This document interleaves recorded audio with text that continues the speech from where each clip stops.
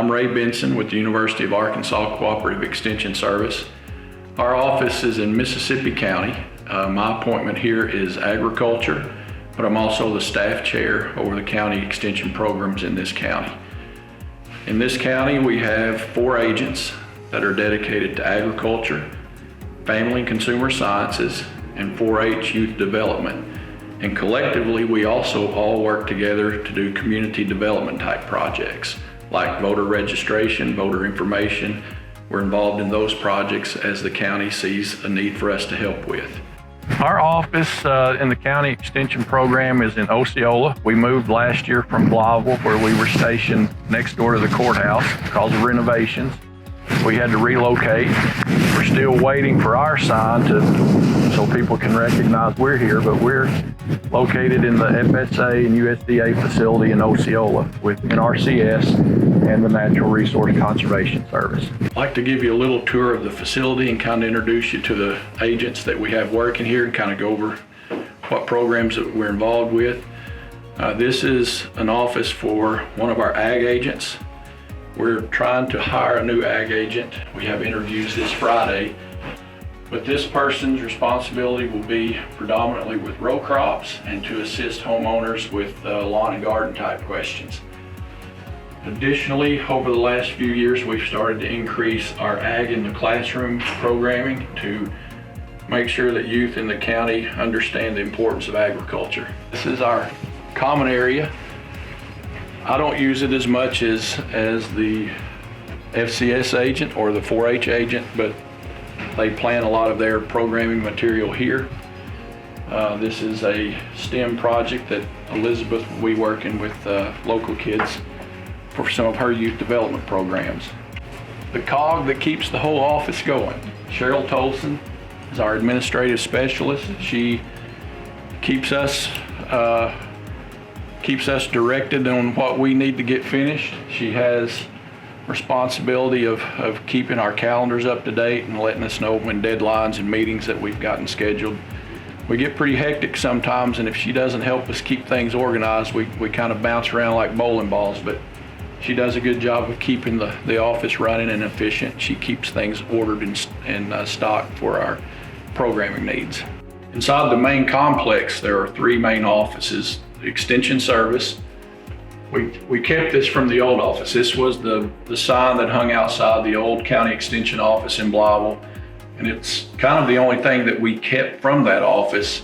We thought it was pretty nostalgic, a good way to remember the old office. So that's still our sign for the new location. Just behind you there is NRCS.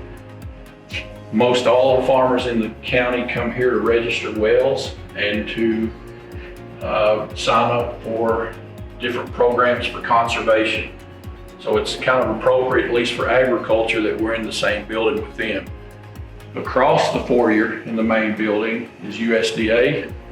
That's the Farm Service Agency, where farmers sign up for their government programs and for different things related to row crop production agriculture in the county. So in terms of agriculture, even though this county extension office has other programs, but in terms of agriculture, this location is pretty unique to the rest of the state in that in one building we have Cooperative Extension, NRCS, and USDA Farm Service Agency. So it's sort of like a one-stop shop for row crop production in this county. This is the largest row crop county in the state and probably one of the largest in the country. We have about 500,000 acres of row crops in this county. It's a huge, significant part of the economy in the county.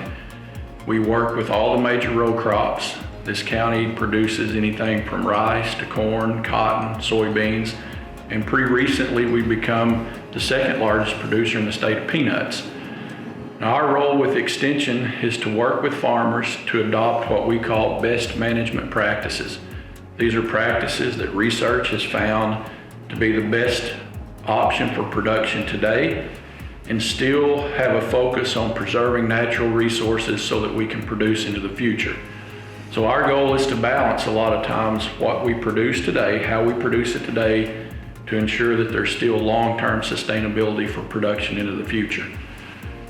Some of the things that farmers ask us to do all the time is on-farm variety demonstrations so that they can see how new varieties fit their farm specifically. And the difference in selecting a good variety versus one that's maybe not as adapted on their farm can mean as much as $100 an acre in lost revenue. So the selection of a good variety is important. We work with farmers on that. We've gotten involved lately working with farmers to use what people call precision agriculture or site-specific agriculture to see if there are ways to improve their efficiency.